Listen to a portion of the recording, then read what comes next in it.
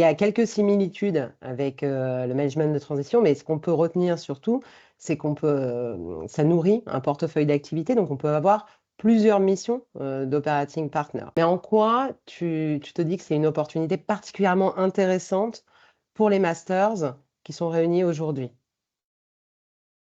Alors, je dirais le premier enjeu, c'est l'expérience cumulée de ces masters qui présente un vrai intérêt pour le marché.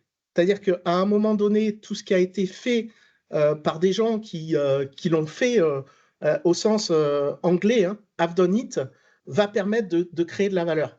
Donc, aujourd'hui, je pense que l'intérêt des masters, c'est justement de valoriser cette compétence qui a été acquise, cette expérience, au service finalement du marché et du développement.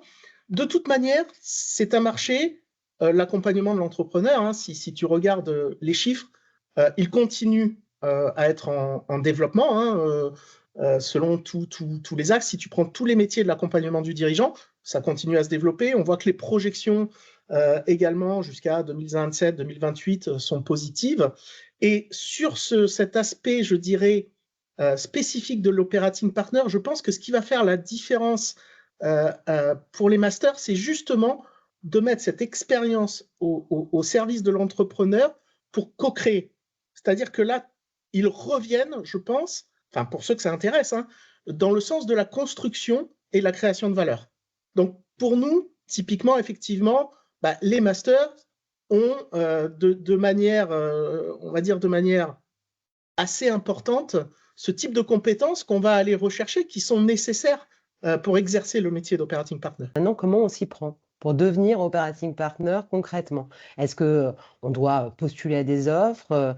Est-ce qu'il y a des offres sur le marché? Est-ce que c'est nécessaire d'avoir une formation sur le sujet? Est-ce que tu peux nous éclairer sur ce point? Bien sûr, alors si on prend aujourd'hui, on va dire, la situation concrète, on a un certain nombre de personnes, hein, je crois de mémoire, c'est plus de 1500 qui vont s'autoproclamer operating partner, notamment sur les réseaux sociaux. Donc, on voit qu'il y a une hétérogénéité finalement des gens qui vont se dire operating partner. La grosse difficulté pour exercer et réussir dans le métier d'operating partner, alors, il y en a plusieurs. Je vais quand même parler d'une, c'est qu'il y a une transformation de posture. On ne peut pas devenir operating partner quand on a été, on va dire, soit entrepreneur, soit dirigeant à haut niveau, sans transformer la posture.